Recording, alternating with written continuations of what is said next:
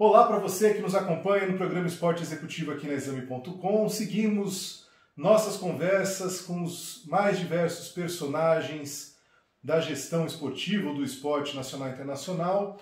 Hoje trago para vocês uma ideia brilhante que eu conheci no mês passado, não conhecia, do Esporte Educa. Tenho aqui o Ivan e o Lucas. Eles encontraram uma forma de estimular o estudo via esporte. Tem dado certo, dupla? Sejam muito bem-vindos ao Esporte Executivo. Olá, Vinícius, tudo bem? Bom, Ivan? E aí, pessoal, prazer falar com vocês. Olá, Lucas. E aí, como é que tem sido essa jornada? Pô, cara, tem sido muito bacana, porque quando a gente fala de esporte e educação, a gente tem muitos problemas para resolver no Brasil, né? Então tem sido um desafio muito legal e tem sido muito bom conectar os dois pela primeira vez no cenário brasileiro. É muito comum se falar de bolsa de estudos nos Estados Unidos, mas quando a gente traz para o universo brasileiro, é uma coisinha um pouquinho fora da caixa que a gente tem feito. Tá, então vocês, para a gente começar a conversa com as pessoas aqui, vocês, via bolsas de estudo, e aí podem ser percentuais distintos, conseguem unir ou oferecer para as pessoas que praticam esporte a educação. Como é que é? Expliquem basicamente como funciona o Esporte Educa. Legal. A gente surgiu para simplificar a conexão do estudo e do esporte no Brasil. Então a gente usa o esporte como ferramenta para dar acesso ao estudo dessas pessoas. A gente encontra esportistas e acha instituições de ensino que faça sentido para ele. Cursos, pode ser faculdade, pode ser colégio, podem ser cursos livres. E de alguma forma aquele esportista que sonha em jogar, ele vai estar fazendo o plano A e o plano B. Sabendo que 98% dos esportistas não vão virar profissionais, né? Não é necessariamente pensar quem pratica o esporte como um profissional, mas oferecer a educação via esporte para essas pessoas, né?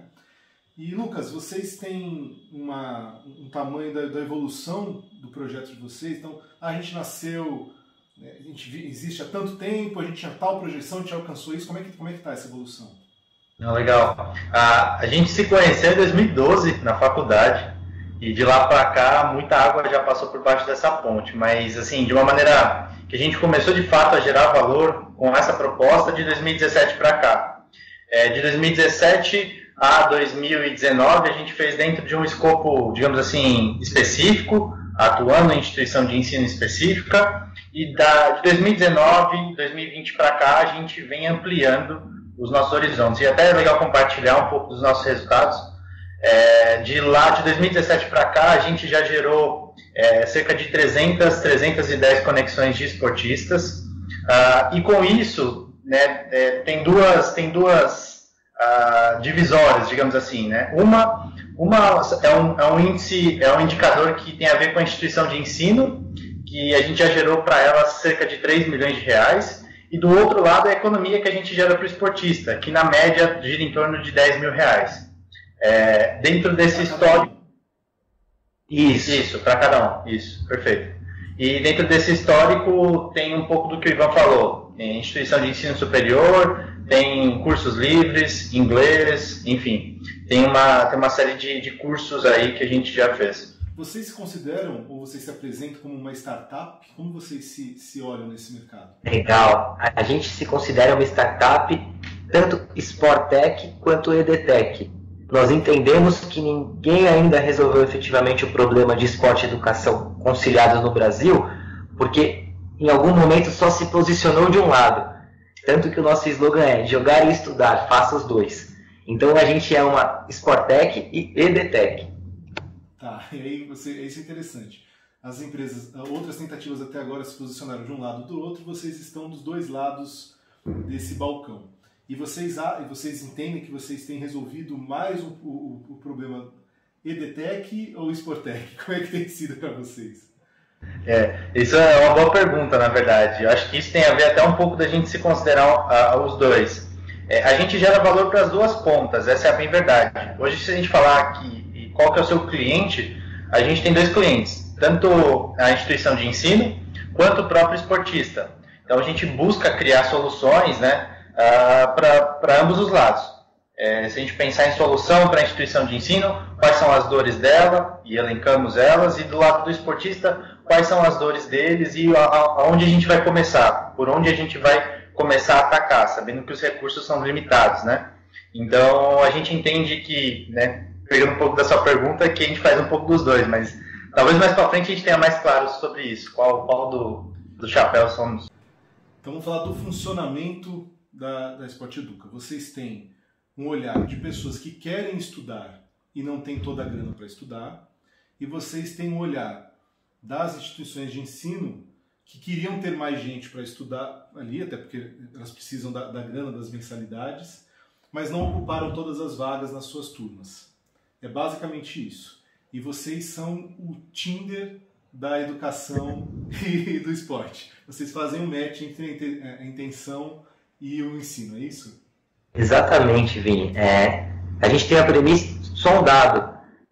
A taxa de ociosidade de instituições de ensino superior privado já passou 50%.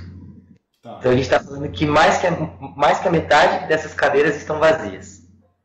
Mas como gerar valor para essas instituições, não só preenchendo a cadeira por preencher com uma bolsa aleatória, a gente entende o esporte como uma ferramenta meritocrática e social de acesso a isso.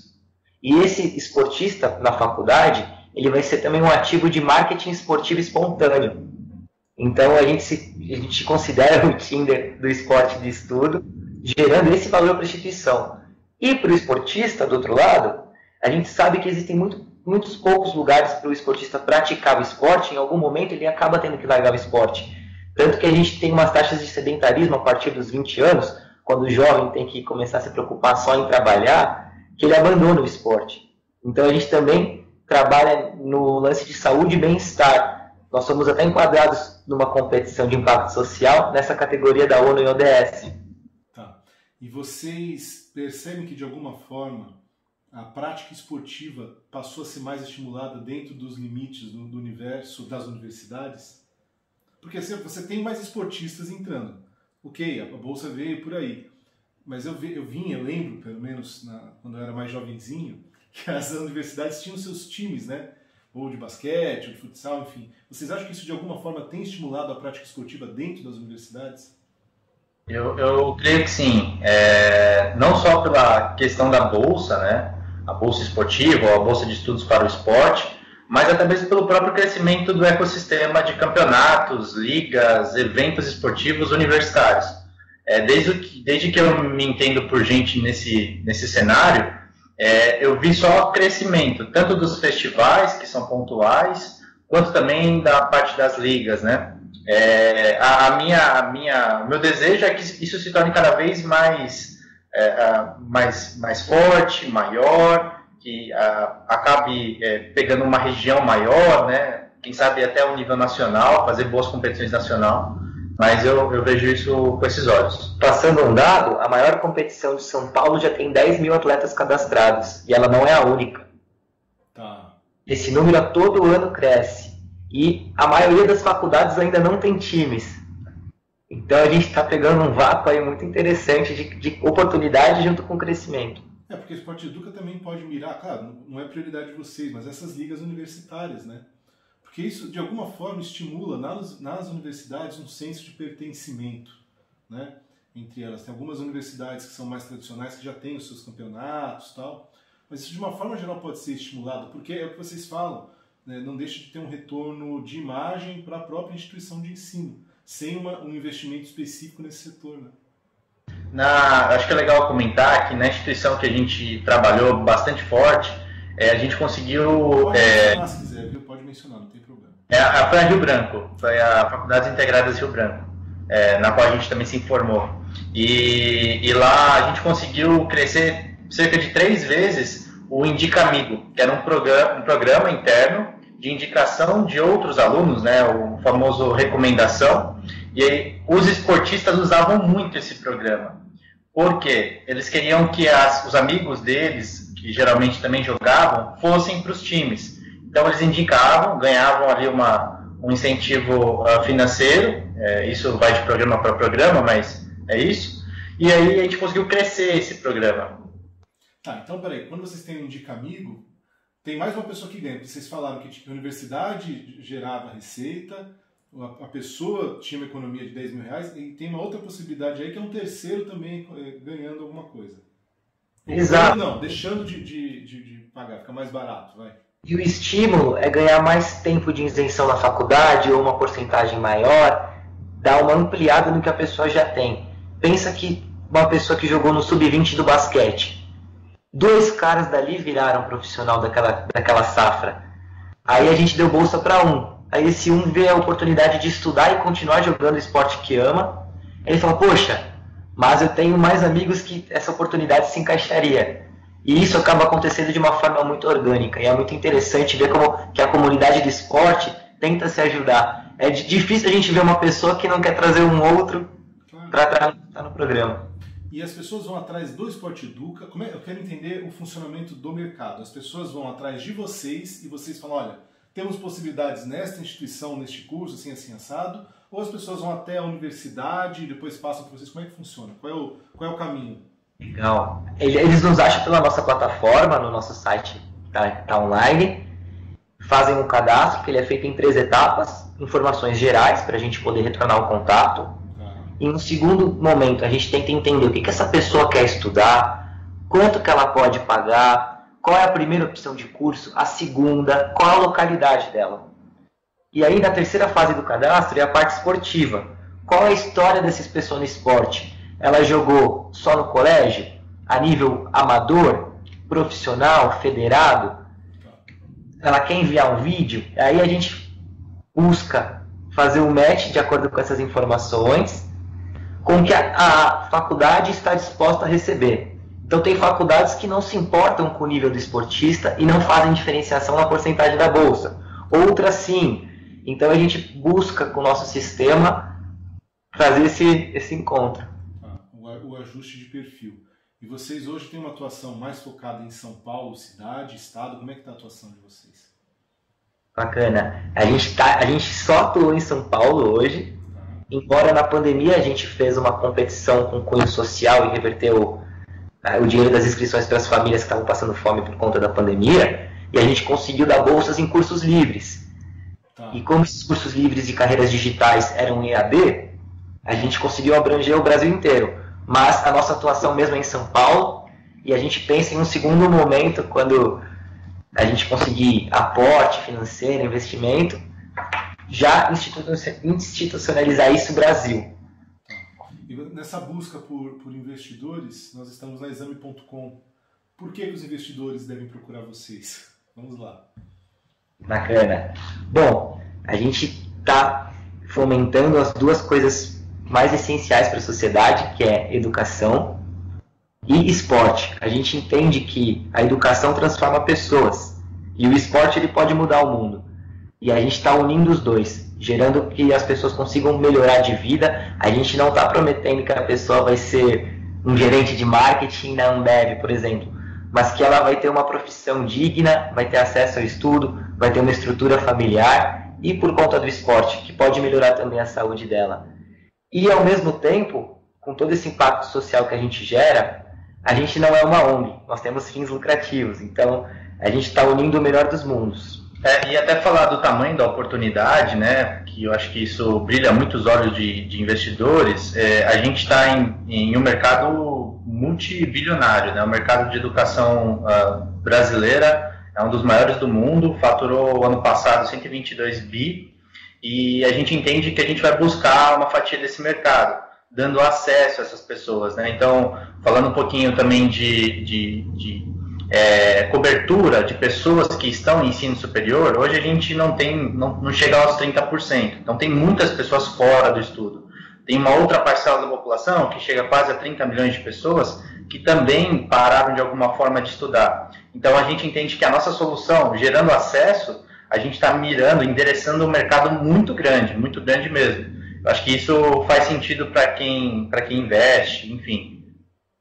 O Brasil chega a ser tão incrível que, mesmo tendo mais de 50% de cadeiras ociosas, 27 milhões de jovens de 15 a 29 anos que não estudam, a gente ainda é o 5º mercado mundial em educação e o primeiro Latam.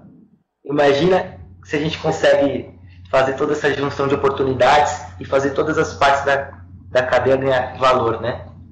Aí a gente está num dilema social, de alguma forma, que é fazer as pessoas entenderem que estudar é importante, que as pessoas precisam se qualificar. Embora tenha gente que reclama que livro tem muito conteúdo, que tinha que ter mais imagem, a gente está numa sociedade que a gente precisa construir educação. E se não for pela educação, não vai, né?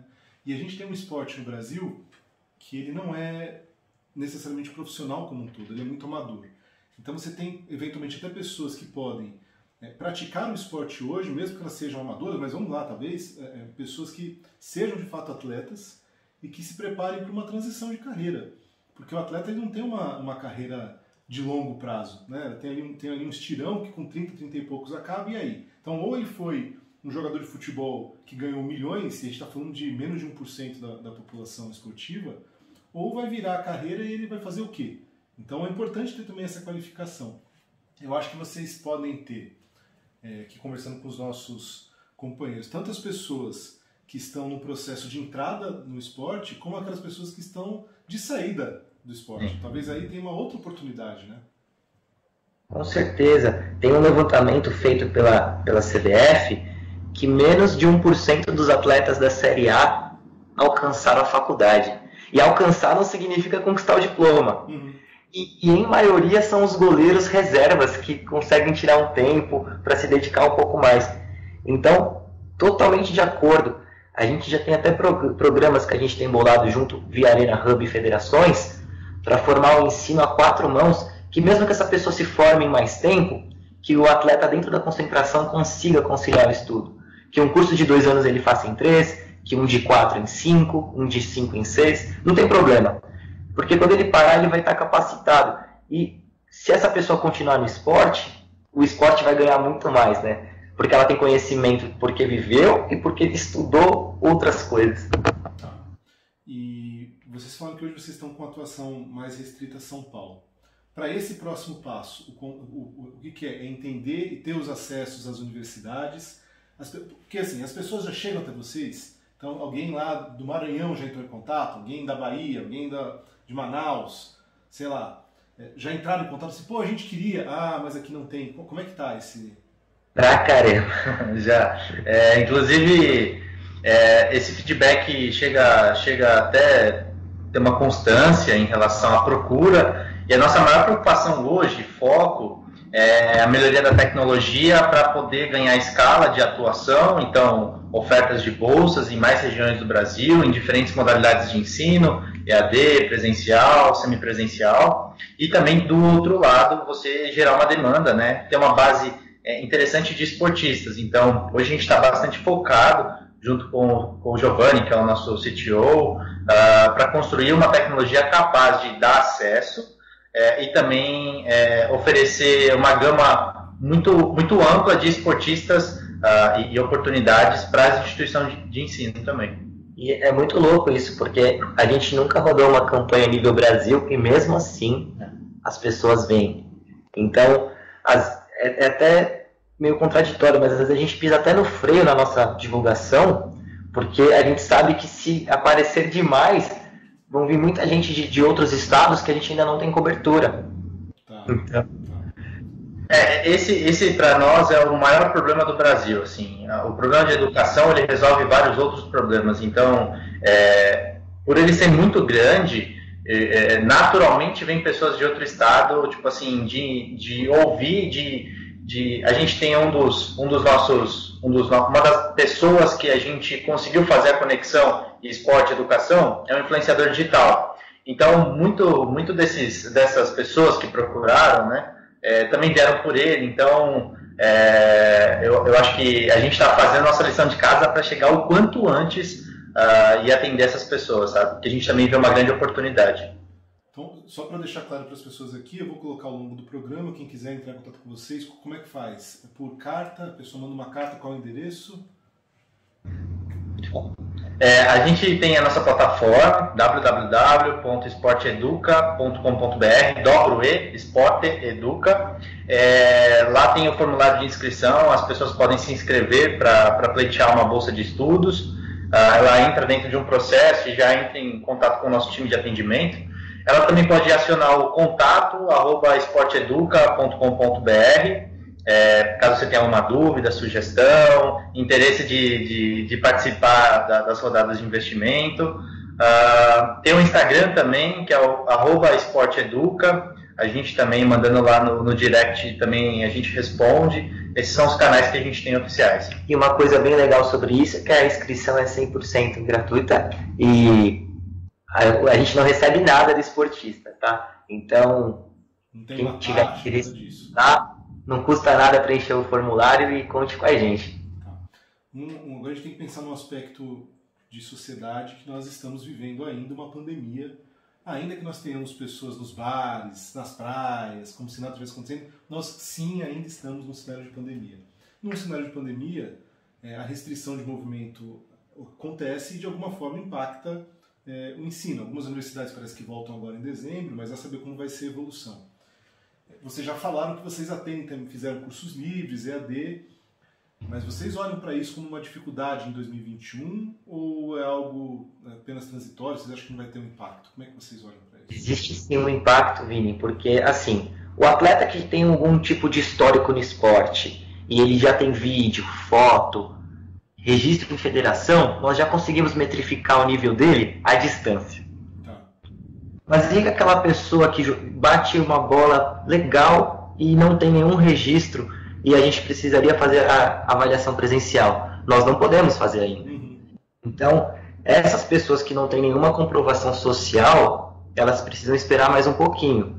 Mas todo mundo que a gente já consegue encaixar nesse match, já consegue estudar EAD, e aí as coisas normalizando, chegando a vacina, podem fazer presencialmente, se assim quiserem, e sabendo que, por enquanto, não vai jogar esporte algum. Os campeonatos estão parados, né?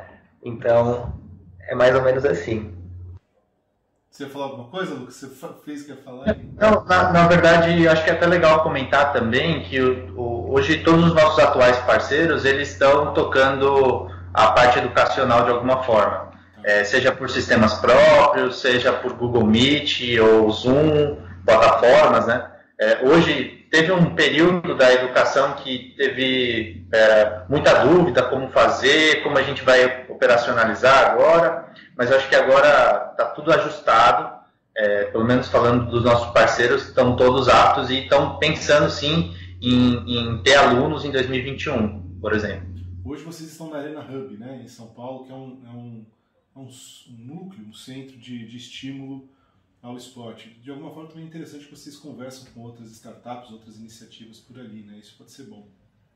Nossa, hoje a gente está aqui, inclusive, e é muito bom. Vou até dar um exemplo. A gente é amigo do pessoal da Joga, que é uma startup de Santa Catarina, e eles têm um sistema que metrifica o rendimento do atleta, por mapa de calor, por relógio, e eles estão dando até umas dicas, uns toques pra gente, quando a gente bate um papo aqui e se encontra, de como avaliar corretamente todas as pessoas, de modo que uma não seja melhor avaliada que a outra, sabe? É a mesma régua para cada um. Porque isso é um grande problema do Brasil, né? Às vezes os atletas são avaliados por critérios muito subjetivos, a gosto de quem está avaliando. Então, rola muita troca. Tem a cultura local, tem também a circunstância de cada um, né? Então, a pessoa que viveu e se desenvolveu no interior de um estado do norte, por exemplo, teve menos acesso, infelizmente, mas teve menos acesso que a pessoa que mora em São Paulo ou no Rio, por exemplo. Né? Com certeza, com certeza. E a gente, tanto que o desafio que o Lucas falou da tecnologia, uma das coisas a incluir nessa tecnologia é uma avaliação com a mesma régua para todos. Tá, ok. Democrático. Dupla, parabéns pelo que vocês desenvolvem. Eu não conhecia vocês, a gente fui saber sobre, a gente trocou uma ideia tem umas 2, 3 semanas, e eu acho que vocês tiveram uma ideia genial, não só pelo viés financeiro, porque as pessoas precisam sobreviver, não tem problema nenhum com isso, mas porque de fato resolve problemas. Então, parabéns, desejo muita sorte e que em breve a Sport Educa seja uma iniciativa nacional. Muito obrigado pela oportunidade de contar um pouquinho do problema que a gente resolve, do que a gente quer mudar no mundo. Muito feliz de estar aqui batendo esse papo com você. Muito obrigado mais uma vez, Vini, pelo convite, e agradecer mesmo. E pessoal que está assistindo, qualquer sugestão, quiser entrar em contato@esporteeduca.com.br, a gente está à disposição, enfim, para servir da maneira que puder.